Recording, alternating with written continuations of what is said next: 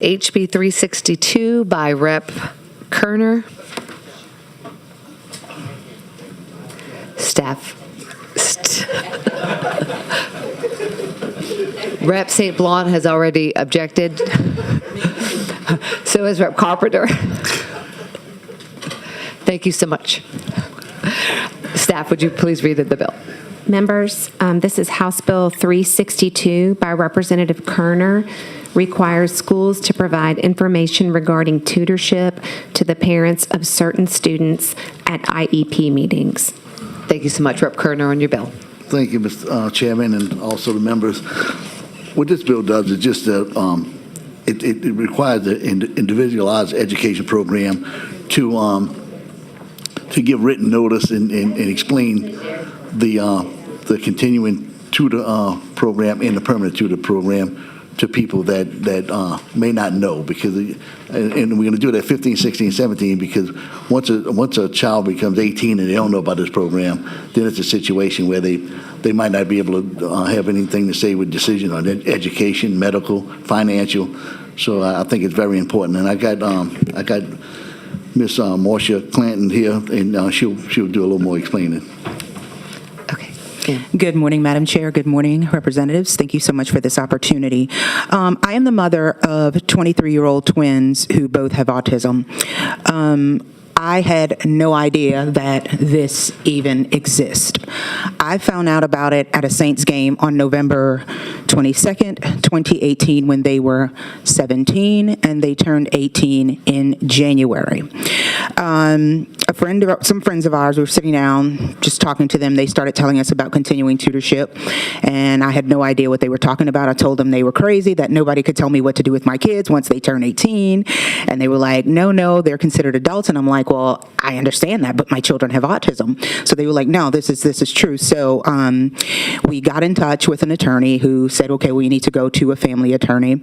And they told us about the situation and said that, yeah, this was a real situation. On December the 12th, I kind of kept all my little notes and everything. We met with the attorney, kind of started filling out the paperwork and everything. We had to take our boys to see the coroner, and he signed his paperwork on December 20th. Then it went to, of course, the courts and everything. Finally, on January 8th, of 2019, it was finally signed, and my children turned 18 on January 21st. So when I say that we were like really, really close to the line, and here's my thing, most parents have no idea about it. I've spoken to many parents, and they have no idea what I'm talking about. They assumed, as my husband and I did, that we can continue to make decisions for our children after they turn 18.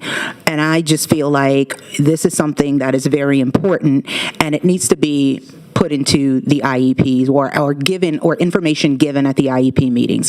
I'm not asking that legal advice be given. What I'm asking is information so that the parents know that they have this right. If I would take my child to the doctor, if this wasn't in place, I would not be able to make decisions for them. Let's say they have strep throat. I don't know if you guys ever dealt with strep, but it's painful. And if, the doctor says, well, I can give them a shot, and it'll help them clear it up. Well, all they're going to hear is shot. They're not going to truly understand. My children, I'm speaking for mine, they're not going to truly understand how this is going to help them. But at the age of 18 and so on, if they say no, the answer is no.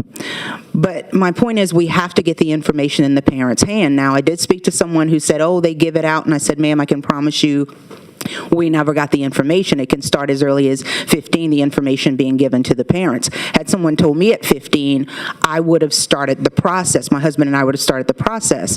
We did not find out about it. Again, I will say to you, until November of 2018, they were turning 18 in January of 2019. And there's also a cost associated with it. I actually pulled the receipt from the attorney. It cost us, I'm sorry. It's okay. If you could just finish your last comments. Okay. It cost us $3,600 to get it done for both of our children. We were in a position, God put us in a position and blessed us to get the information and be able to write the check. Some people don't have that money. If we give them the information early on, they will have time to save up the money in order to be able to pay for this. So I ask you to please help us and get this done. Thank you so much. So Rep. Kerner, I'm going to offer up an amendment on behalf of the Law Institute. I think you are familiar. So members, we're going to pass around this amendment. So what it says, if Senate Bill number 61 that's going on now, if it passes, it's just keeping the consistent language of tutorship. So it directs the change from continuing or permanent to full or limited continuing. So that's what the amendment does. Does anyone have any questions on the Law Institute amendment? Seeing no questions, does anyone have any objections to the adoption? Seeing no objections, the amendment is adopted. So back on the bill, we do have a few questions. Rep. Carpenter.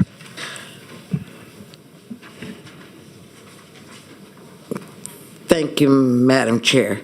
Thank you, Representative Kerner, for bringing this bill, and it's nice to see you again, ma'am. Thank you. I, too, am the parent of a daughter, an adult daughter living with autism. And so I know the value of the IEP. I also know the struggles that parents have in navigating the process. I think this is a great bill. My late husband and I learned about it kind of later on in our daughter's life. She was in the hospital, and just like you, more than 18 years old, I had to make the decision. And the doctor looked at me and said, "You cannot make the decision." I said, "Yes, I can, because I'm her mama." And so, we asked Erin, of course, she's high on that spectrum. She goes on to explain why she doesn't think she needs to be in the hospital. And of course, it became difficult. And so we too have gone through all of these processes. And of course, my late husband has left me with the burden of still caring for her. And it is difficult even to this day. So I thank you so much for bringing this bill. And I do believe that it's a nominal cost, if any, for a school system to provide this information for parents. Thank you very much. Thank you, Rep. Carpenter. Thank you. Rep. Freiberg. Thank you, Madam Chair. I want to echo Rep. Carpenter. I didn't know this existed either. And I appreciate Rep. Kerner bringing it, and I certainly am in support of this. And I think at that IEP meeting is a great time to get that information to parents. So I think this is a good bill, great bill. Thank you, Rep. Freiberg. Rep. Edmonston. Thank you, Madam Chair. Thank you, Representative Kerner, for this bill. Ma'am, I think I've met you before. It's good seeing you again. I also have an adult son with a disability, and just for the record, I think I know, but this is pretty new to me, and I can't even believe it. But could you explain exactly what tutorship is? Well, what it does, it allows us as parents to continue to make decisions for our adult children who cannot make those decisions for themselves. Now, it does not cover every single child that has an IEP. Not every child is going to meet the standard, and they also have to go through the evaluation. Like, I had to bring in all types of paperwork from the school, and my children actually had to be interviewed by the coroner in Ascension Parish where we live. So let's just say, financially, they're not in a position to be able to make those financial decisions for themselves, or medical decisions, or they can't run off with the circus for $2 a day. I mean, I know that sounds crazy, but there's children out there that are being trafficked, taken advantage of. They meet people online, and if, let's just say, someone came to my house at 5 o'clock on a Friday and my boys met them online and they wanted to go, I could call the police, and there's nothing the police could do to stop them. They're 18. If they said that they want to go with a man from the circus, they can go with a man from the circus. I'll throw this in. My children also have passports. So by the time I could possibly get something in place on Monday, they could be in another country. So not only does it help medically, but it also helps, like I said, financially, them not entering into contracts. I spoke with a parent who said someone coerced his son into signing for a cell phone for them. And guess who ended up paying for that cell phone? They did. and this child should have never been able to sign that contract. I spoke with some parents on Good Friday in Walmart that I know, and we were just kind of talking and just catching up, and I told them about the continuing tutorship thing and the work we were doing on it, and they said to me that they are now fighting the insurance company to make decisions for their 25-year-old daughter who cannot make decisions for herself. Had they known about this, they would have gotten it in place before, but like I said, it's not for every parent. Every child is not needed, but for the children who do need it, we need to get the information into the parents' hands. I mean, just, again, I will say it, thank God I was at the Saints game at the right time. By the way, the Saints did win that day. We just, we happen to be in the right place at the right time. We happen, to, God put us in a position where we were able to write a $3,600 check to get this done. Not everybody can do that, so the sooner the better we can get this information into the parents' hands, the better off they are in protecting their children and keeping them safe and being able to make decisions for them. Thank you, ma'am. Thank you, Rep. Madam Chair. Edmonston. Rep. Taylor. Good morning. I met you Good morning. earlier today. Yes, ma'am. Nice jacket. Nice jacket. Okay, I'd like to say thank you for bringing this bill today, because I too have a connection to the Autism Society. I belong to an organization, and the organization is called the Louisiana Autism Society, because one of my church members, her son is autistic. So we've engaged with other people who are in the same situation. I don't know whether or not they're aware of this, but definitely I will bring it to their attention that this exists and that they need to address it. And as a matter of fact, I got it approved by the chair that I could tell you about this, but the Louisiana Autism Society, they're having a charity walk, run with Tommy, and it's on April 27, 2024 at 8 a.m. in Reserve. And they're just trying to reach out to other people who have people with disabilities and with autistic children to let them know he's an adult, but it's called Run with Tommy. So if you want more information, you can contact me. Thank you. Ma'am. Thank you. Thank you, Rep. Taylor. Rep. Brass. Thank you, Madam Chair, and I thank you guys for coming and bringing the bill, Rep. So I've also been doing some research since reading the bill, getting prepared for the day on tutorships. So you mentioned that they have to get evaluated by the coroner. Do you have any idea or reason why it's the coroner that has to make the evaluation, and then is there any type of appeals process if that coroner is the sole single-making decision maker as far as if it's granted or denied? Well, it's not just the coroner. We also had to bring supporting documents from their doctor, from their school, their IEP records. From what I understand, the coroner is kind of the person that can determine, mental stability or something like that. I can tell you, I remember years ago I had an uncle who was schizophrenic, and my mother would have to get this thing done through the coroner in order to have him, placed into the hospital. So I don't know the technical term for it, but I know the coroner has something to do with, your mental awareness, your mental stability. Yes, that's kind of what I know. Okay. Thank you, Madam Chair. Thank you, Rep. Brass. Rep. Carpenter.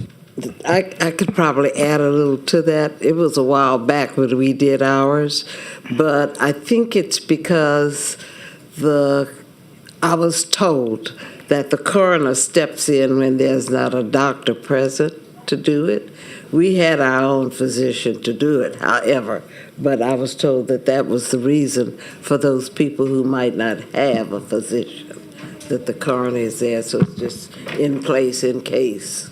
Yeah, I'm not quite sure because they had seen their pediatrician at that time. Right. And she actually wrote a letter and everything, so they also sent us to the coroner. Right. So, not quite sure. In East Baton Rouge Parish, we didn't have to deal with the coroner. We did with just our physician. Okay, maybe different in Ascension where we live, and maybe that's why. I don't know. Whatever it takes. Yes, ma'am. Absolutely. Thank you, Rep. Carpenter. Okay, the board is clear. So we have President I'm sorry? Okay. I move approval. Okay. Thank you, Rep. Carpenter.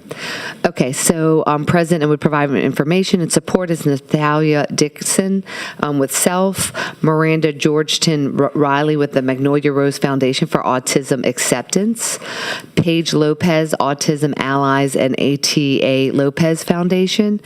And so, red cards, we have no one present and would like to speak, but we have present and would provide information if requested. Michael Falk with the Louisiana School Superintendents, Lenny Kapowski with the St. Charles Parish Schools, Brandy Melissa, and Jacqueline Lindy German with SELF. And we have one white card present would like to speak, Danny Garrett with the school boards.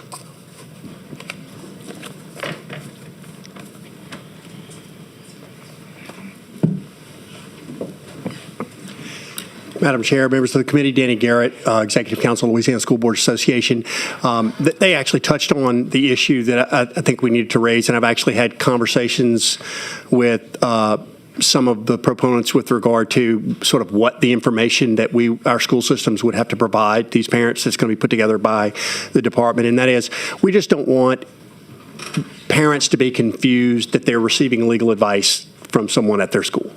As a parent of a son on the spectrum, we face the same sort of things. Now he's high performing. He is currently actually employed by y'all. He's a computer programmer with the state, having graduated from UL Lafayette. But when he was there, we actually had to go through the process so that we could follow up on him, and he signed the form authorizing my wife to check his grades, because that's the only way we were going to keep sending him money. So, but I do know it's an issue that needs to be addressed. We just want to make sure that the information that gets put together by the department that we provide does have that disclaimer in there, because we wouldn't want parents to be confused that they're getting legal advice from a teacher or a principal or a counselor at the school, and that's the only thing. Thank you, Mr. Garrett. Okay. Rep. Kerner, if you'd like to close on your bill. It's just that it's a very important bill. It's important to the child, and it's also important to the parents. So I ask you, please support this bill. And let me just say this: Marcia is a champion for the disabled. She has done so good. This is our second bill. We did one last year, and she's just a wonderful person. I want to thank you. Okay, Rep. Carpenter has made a motion to move HB 362 with amendments. Any objections? Seeing no objections, HB 362 is reported with amendments. Thank you, Rep. Kerner. Thank you. House Bill 362 by Representative Kerner, students with exceptionalities to require local education agencies to adopt policies, provide information to parents at annual individualized education program meetings. Rep. Kerner on your bill. Yeah, this is just a tutorship bill. It gets the Department of Education to develop information regarding tutorships, and also what it does, it informs people that when their child turns 18, they may be unable to make decisions for them, such as financial, medical, educational, and so this tutorship would actually make them aware that they, when their kids and the parents and the guardian will get information when they're 14, 15, 16, 17, so that they'll be prepared to, if they need this tutorship, that they'll get the legal help they need to be able to take care of the children. You have an amendment, Madam Clerk? Mr. Speaker and members, Representative Kerner offers up one-page set of amendments, 2682. Rep. Kerner on your amendment. Yeah, thank you, Mr. Chairman. What the amendment does is just tells you that the Department of Education will prepare the information regarding the tutorship, and also that it will be given out at the IEP meetings, the Individualized Education Program, at the beginning of each year. Any objections to the adoption of the amendment? Hearing no objections, the amendment is adopted. Back on the bill. You have a right to close on the bill. I think, look, I'll just say, members, it's a good bill. There's a lot of people in this state that actually needs this help and needs the parent or guardian to take care of them. And if they don't, they're going to find themselves turning 18 years old. And when they got to make the decision, the parents or the guardian won't be able to make that decision for them. Rep. Kerner moves final pass the bill. Those in favor vote yea. Those opposed vote nay. Madam Clerk, you open machines. Members, vote your machines. Members, vote your machines. Members, are you through voting? Green, yea. Lacombe, yea. Davis, yea. Boyer, yea. Wright, yea. Bro, yea. Members, are you through voting? Freeman, yea. Davis, yea. Robbie Carter, yea. Jordan, yay. We're going to get some portable voting machines. Madam Clerk, will you close the machine? We have 92 yeas, 9 nays, and the bill finally passes. Rep. Kerner moves to adopt the title, which reconsider vote, which bill finally passed. Lay the motion on the table without objection, so ordered.